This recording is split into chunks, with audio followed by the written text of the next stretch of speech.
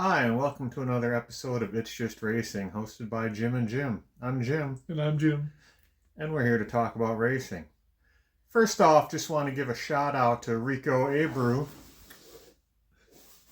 on his win in the World of Outlaws Sprint Cars at Knoxville, Iowa this weekend. Good job, Rico. He's a great guy. It's always nice to see him in victory lane. On to Supercross.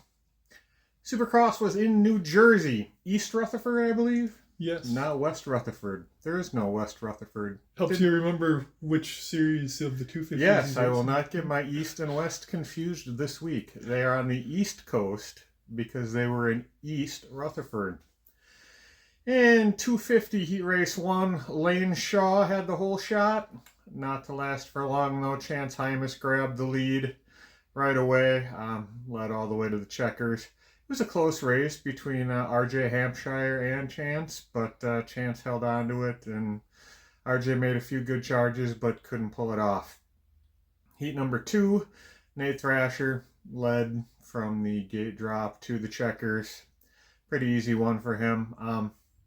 One scary incident, somebody checked up, and Henry Miller jumped offline and flew into a pole. Looked pretty ugly. Thought we were going to have an injury report this week, but we didn't have an injury report because he was able to come back and he actually won the last chance qualifier. So last chance qualifier winner in the 250 East was Henry Miller. In the 250 main, Nate Thrasher had the whole shot. Seth Hammaker grabbed the lead and just disappeared. He's found another gear these last few races. He lapped up to 7th place. There was really no challenge to him all race long. He's doing well. Yeah, I guess confidence does a lot for these guys. He's found a groove and it's working for him. It definitely is. He's got the momentum going into. There's 2 races left. One more East Coast race and then an East-West showdown, and that's it. So he's turned it on at the right time. Your podium was Seth Hammaker, RJ Hampshire, and Tom Vial, which, fittingly enough, is how they run in points. First Hammaker, second Hampshire, and a third Vial. There's 7 points between the top 3, so it's still anybody's game. This is a nice close championship, just the way we like to see it. Moving on to the 450s. Heat Race 1. Rather boring. Chase Sexton, who pulled his head out of his butt with that weekend off a few weeks ago, just keeps winning. From gate drop to the checkers. It was the Chase Sexton show in Heat Race 1. 450 Heat Race 2, Justin Cooper grabbed the whole shot. Really good racing between Justin Cooper and Cooper Webb. Cooper Webb did finally grab the lead with about a minute to go and won the race. You know, Justin Cooper has been having a really quiet but good season this year. He's been in the right places. The results just haven't always shown it. He's definitely grabbed my attention this year. Last chance qualifier for the 450s was won by Mitchell Harrison.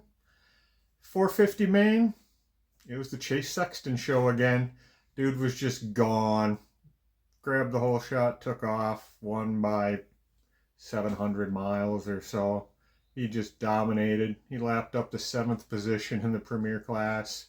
It was how Chase Sexton is supposed to race, and I'm glad he got his head screwed on. I know I was really hard on him at the beginning of the season, but since that week off, he's just been phenomenal. Podium was Chase Sexton, Cooper Webb in 2nd, the Cowboy Aaron Plessinger in 3rd. And so for points, you've got Cooper Webb, still the leader, but he's only up on Sexton by 9. And the next closest is Ken Roczen, 45 points back, so that's irrelevant. It's Webb or Sexton this year. Now there's 3 races left, right? Yep. So that means that if they finish 1-2 with Sexton winning, which looks very possible, for the last 3 races, they will be tied at the end of the season. Sexton would win that with the tiebreaker being wins. Well, I guess we've got 3 weeks left to see what happens. Moving over to the World Endurance Championship, they were in Imola for the 6-hour race. It was the second race on the WEC schedule. Qualifying, it was a good day for Ferrari on Saturday, or for all the Italians. Ferrari, they locked out the front row in hypercar. Giovinazzi put it on pole position. And in the GT class, it was a BMW, but Valentino Rossi driving got the pole position for the GTs. Now, there were just the two classes. They only run the 3 or 4 at the longer races, the 6 hour being a short race in the World Endurance Championship. So they had 18 hypercars and 18 GTs. So there was no pro or amateur class split. So there's nothing for me to complain about? Nothing like that. No. All right. In the race, one of the Corvettes got into a bit of trouble early. I got spun by the Iron Dames Porsche. That incident, at first glance, it looks kind of like the Corvette moved over and kind of took the corner, but it was going into a chicane. So my take on it is that's one of those situations where I'd put the blame on the Iron Dames car. I don't remember who was driving it at the time, but whoever it was, she just kind of stuck the nose up the inside going into a chicane and was at the rear wheel. And that's kind of not where you want to be.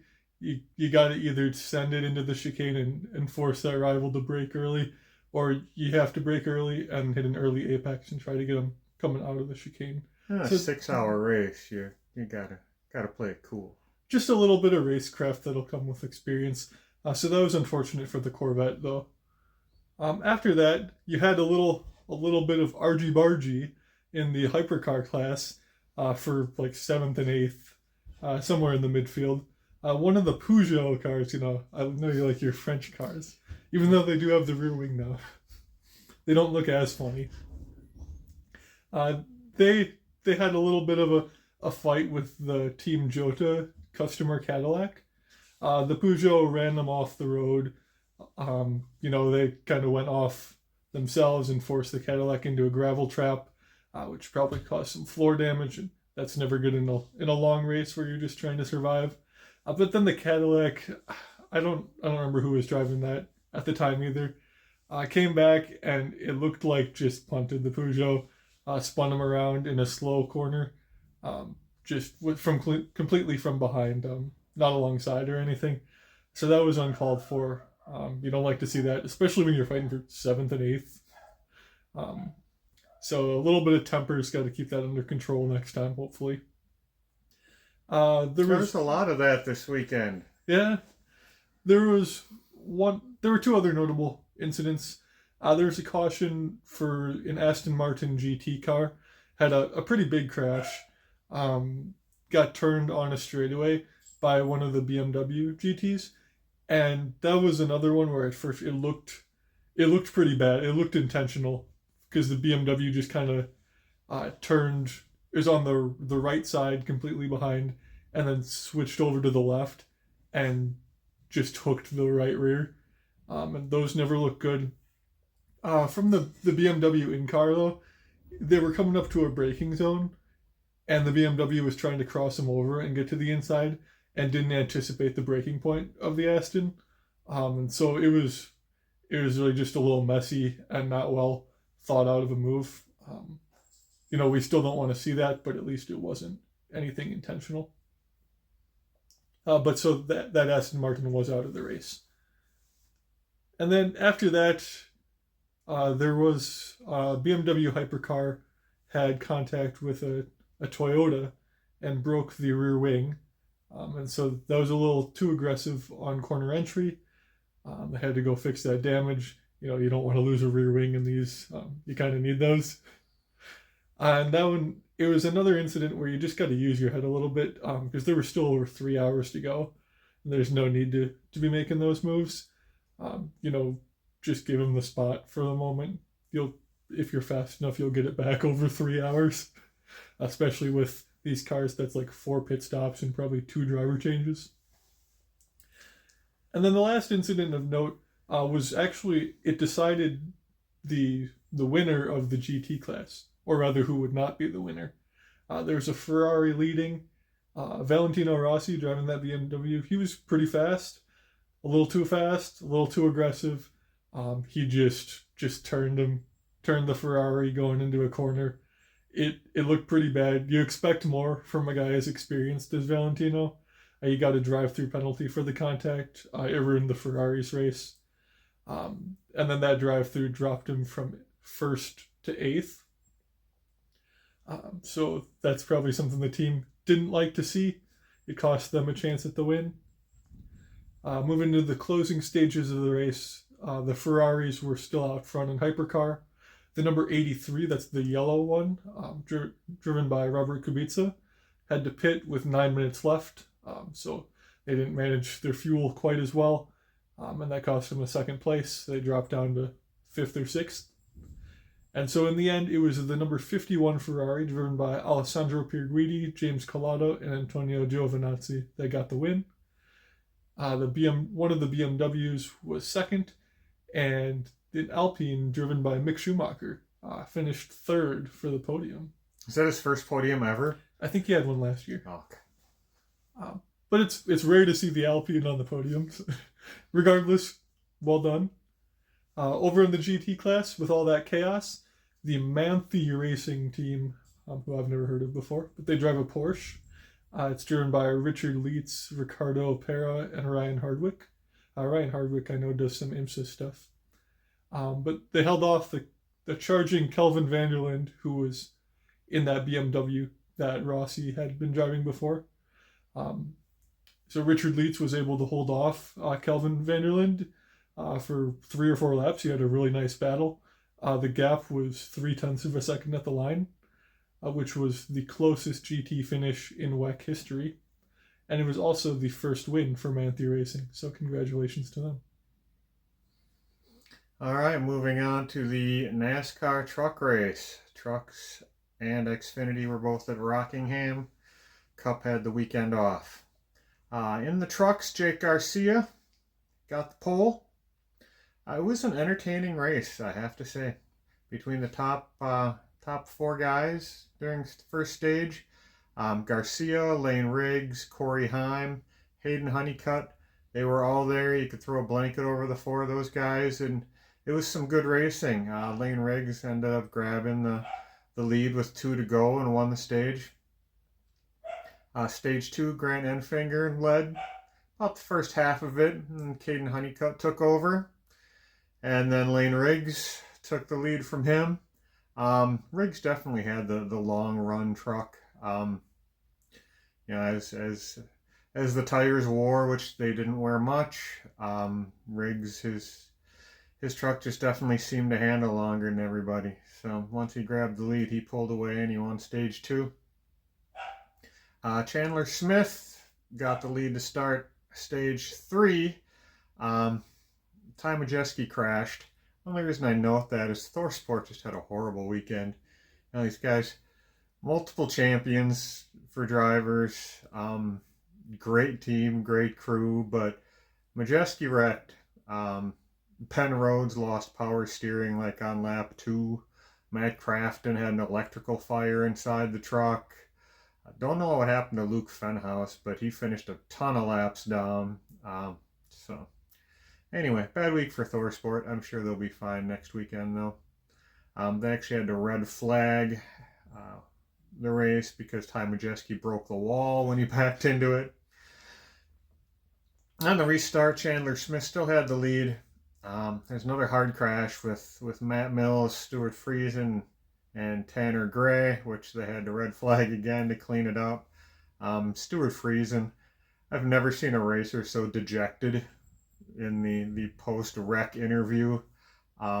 He just sounded like he's done. He's tired of coming out every weekend, busting his ass, wrecking, not performing. It's kind of sad to see somebody like that. Hopefully he'll bounce back mentally and be fine. There were a bunch of mixed pit strategies. Some people took no tires, some people took 2. The combination of the new pavement and whatever tire Goodyear brought, the tires were just lasting forever on the trucks. So Corey Heim and Gio Ruggiero restarted first and second because they did not pit. They tried to get over 100 laps on a tank of gas. That didn't work. Heim had to pit with 29 to go. Gio pitted the next lap. Tyler Ankrum inherited the lead, and he won his first race since he got his one and only win back in 2019. So, good job, Tyler Ankrum. Congratulations. That's a lot of use between wins. That is. Moving on, just a quick note in the rally world. You may remember we talked about how the rally drivers, they were protesting the swearing ban by not speaking English at the post-race interviews. That's so fun. They did speak with the FIA and were able to reach a compromise as of this morning. The compromise was the drivers won't be fined for accidental or spontaneous language during these stage end interviews, as long as it's not directed at another driver. And so the drivers have accepted that, and they'll end their protest. They will be speaking English again for this week's race in the Canary Islands. Now, those were not named after birds, right? I don't think so. I think the Canary Islands, it has something to do with dogs. That was a Jeopardy clue like a month ago. For some reason, that stuck in my head. Anyhow, Xfinity at Rockingham. Before we start, I'm going to talk about Catherine Legg. I know she's having a hard time with social media and death threats and all kinds of stupid hillbilly shit going on. That's not cool. But I have to talk about it because I don't get it. I get wanting to race, but she can't. She did not qualify for the race. She had rented a Jordan Anderson car. Couldn't get it done. So walked over to the Joey Gase pits and apparently offered Joey Gase and JJ Yaley enough money that JJ Yaley said, okay, I qualified for the race, but you can drive. And so she hopped in the JJ Yaley car owned by Joey Gase, and she was in the race.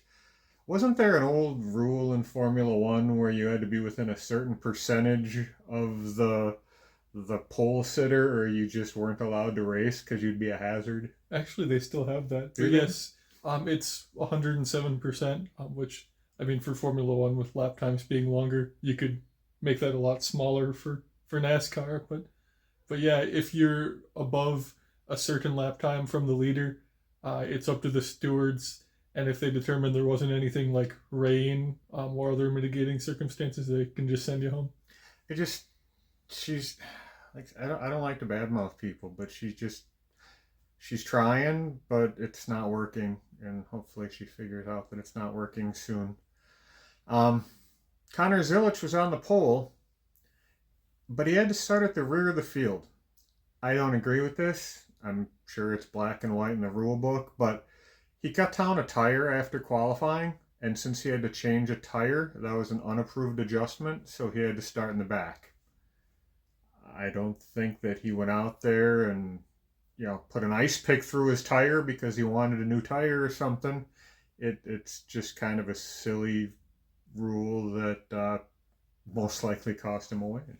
Now, does NASCAR have the drivers start on the same tires they qualified on? I believe so. Okay. I mean, in that case, I guess I can see some sort of penalty.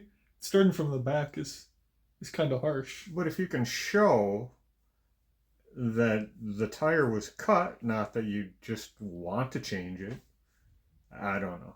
I guess I'm not saying that. Back in my days of racing, if you got caught for something in the tech shed, you'd get 5 minutes to be able to say, oh, well, the reason that the left side wheelbase is off is because the panhard bar is bent, and if you could show that the panhard bar was bent, okay, you're good to go. You cut a tire down, it's not something you did to change the handling of the car, to cheat, to do anything. Your tire got cut down because someone was on the track. I don't know. I didn't like that, but anyhow, Connor Zilic went to the rear, which gave the pole to Parker Retzlaff, who didn't lead because Nick Sanchez was much faster. Led most of stage one till Jesse Love got by him and won the stage. Catherine Legg, I'm sorry, she was so slow. As she was being lapped during the first stage, Rookie, who I will call him out too, dude, look past your hood pin. He came up on her so fast that he just ran into her and spun her while he was lapping her. William Sawalich, he misjudged her slowness and just got her, spun her, wrecked her out of the race. So a slow car and a rookie doesn't go together well. Anyhow, bad luck for Nick Sanchez. His crew left some lug nuts loose during the stage caution, so he had to pit a second time. So he was second, and then he had to come out 33rd. So that hurt his race. There's some really good racing in stage two between Jesse Love and Carson Kvapil. They were the class of the field. It was fun to watch. You know, they were racing each other hard, and then they got into lap traffic, and they're just going high, low, slicing and dicing through the lap traffic. It was good to see. It was fun racing. I enjoyed that stage for sure. There was a caution late in the stage. Just about everybody pitted. Dean Thompson did not. There were probably 3 or 4 laps of green flag racing after the caution, and Dean Thompson won his first stage, so he got those precious points. Stage 3, Jesse Love was back in the lead, and everyone forgot to drive. It was just stupid. It's like a switch got flipped, and every 8-10 laps, single car spin here, single car spin there. All of a sudden, everybody's blowing right front tires. I don't know if the cars, if they set them up more aggressively after seeing that the trucks could last forever. I don't know, but it was stupid. There was some fuel strategy games people were trying, but it didn't matter because there was a caution every 10 laps. Restart with 10 to go. Christian Eckes was too low on fuel. He stumbled. Everybody wrecked. There had to be a red flag so they could clean everything up. Restart with 4 to go. Sammy Smith had the lead. Everybody wrecked again. So after they got that all cleaned up, had a green, white, checkered overtime situation. Jesse Love grabbed the lead on the restart, drove away and won. Then he got disqualified for a rear suspension violation. The win was then given to Sammy Smith, who finished second. Note also Justin Bonsignor was also disqualified for having loose lug nuts at the end of the race. So 2 cars actually finished behind the Catherine Legg. Moving over to Saudi Arabia. Formula One was in Jeddah at the street circuit there. It's one of the fastest street circuits. I really like the track. That would be a fun track to drive. Just in a regular car. I couldn't handle it in a Formula One car, obviously, but if I took the mustard missile out there, that'd be fun. I mean, it's 27 turns. It really looks like one of those flow tracks where you just need to be in the zone. It does look fun if you can handle, the heat and the G-forces. Oh, the mustard missile has air conditioning, so I'm good to go there. In quali, everyone was down a set of soft tires, so there were some strategies. People were having to budget those tires. Normally they go into quali with 5. Everyone had 4 because they'd use more in practice. Lando Norris, the pressure must have got to him. In Q3, his first lap, he put it in the wall, so he was not able to finish and would be starting 10th. George Russell put in a good lap. Then Oscar beat it by a couple tenths. Max Verstappen was one of the only people who did 2 laps in Q3. Most people just did 1 with the limited soft tires. And his second lap was just enough to put it over the edge, and Max was on pole yet again. Wasn't it by like 1/1000th of a second or something? Yeah, it's been real close this year. This week was no different. One other note from quali, Lance Stroll set a Formula One record. The most Q1 exits in a career with 75. Not a record you want to set. Well, when asked about it, he blamed his car and his team for being too slow. Is that really what you want to do when your daddy owns the team? You know, it's not what I would do, but I'm not Lance Stroll. Well, because if you did, I'd throw your ass out of the seat and find somebody else. Maybe Papa Stroll should think about that. Now, I did do a little bit of research to see, if Stroll's claims are true, and he's never been on the worst team. His team, it's his 8th year in Formula One. In 4 of those years, his teammates have scored podiums. His teammate came in 4th in the championship and won a race one year. Um, he's never, his team has only been worse than 7th in the championship on one occasion. I don't know, Lance. It's not looking good, buddy. Facts aren't backing up your claims. It's not the car, Lance. It's you. So anyways, Lawrence Stroll, I'm sorry that your son doesn't appreciate the team you bought for him. I'd happily take his spot. If you want, could do a private test. I'll fly over to whatever Aston Martin's test track is. Moving on to the race. Turn 1 was quite eventful. It was Max versus Oscar. Oscar got a really good start. He had the inside for the turn. It's kind of a chicane. It's pretty tight. He used all of the track. Max, didn't give him an inch. They were side by side. Max went off track and took the lead. Max was given a 5-second penalty for that. Your thoughts? My thoughts, okay. When Max went off track, he was in the lead.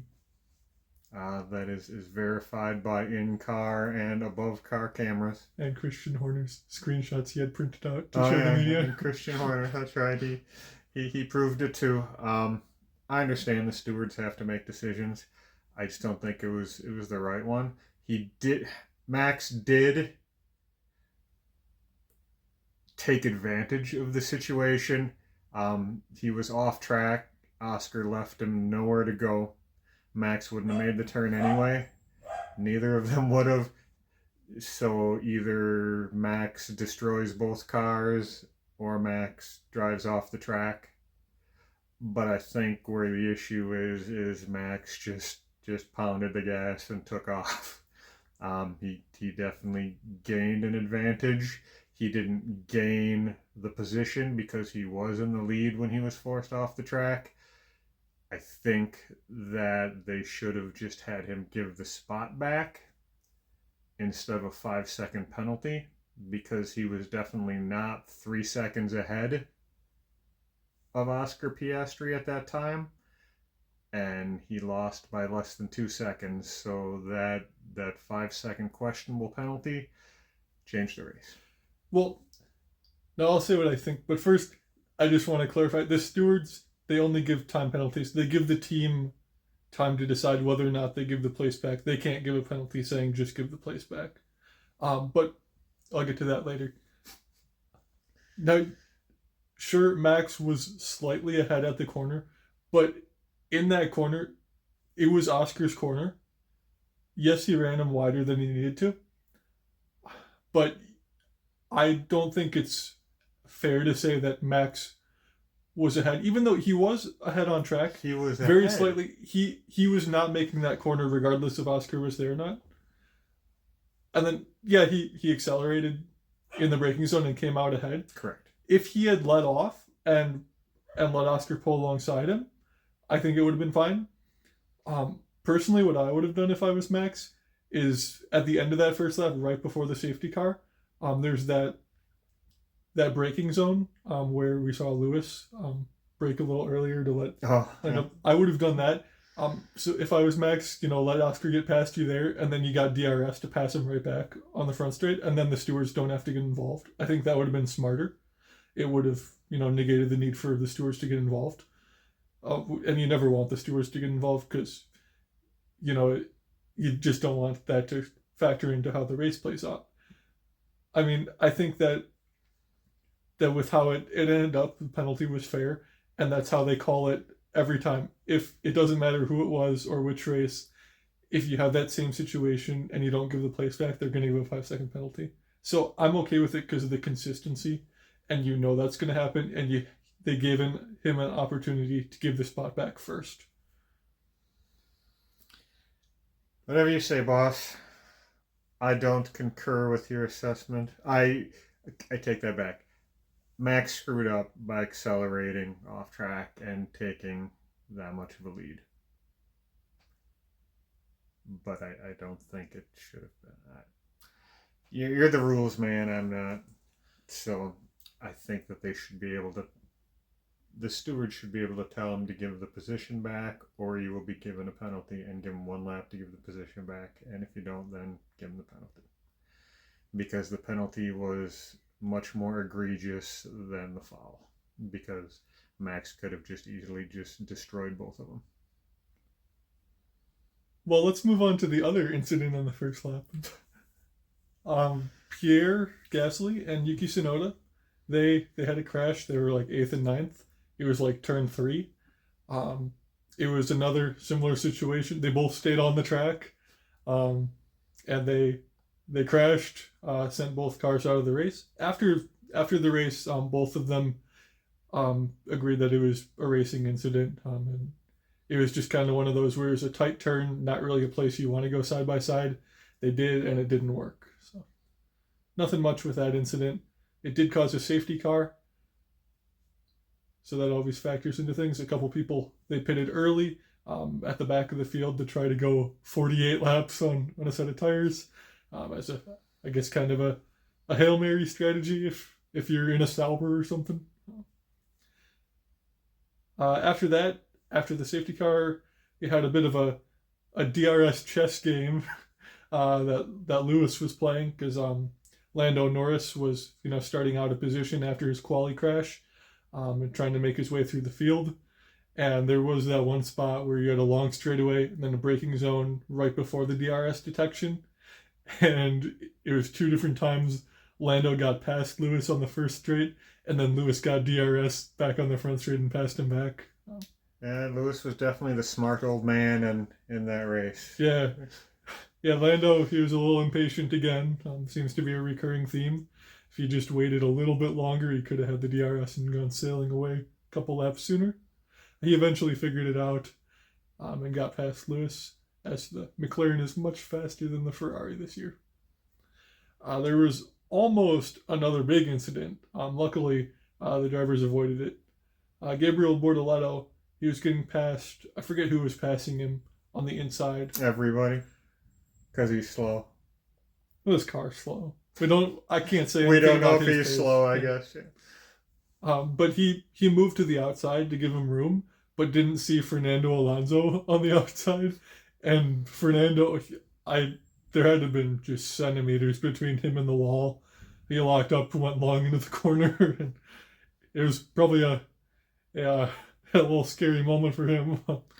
Probably scary for Bortoleto afterwards, too, since Fernando's his manager. Yeah, Fernando joked afterwards. He said, no dinner for him on the plane home. But everybody got through that all right. So luckily nothing happened there. Oscar, led the whole rest of the race. Max was not able to pass him after the 5-second penalty. It put Oscar ahead at the pit stop. On his outlap, he actually had a really nice overtake on Lewis Hamilton.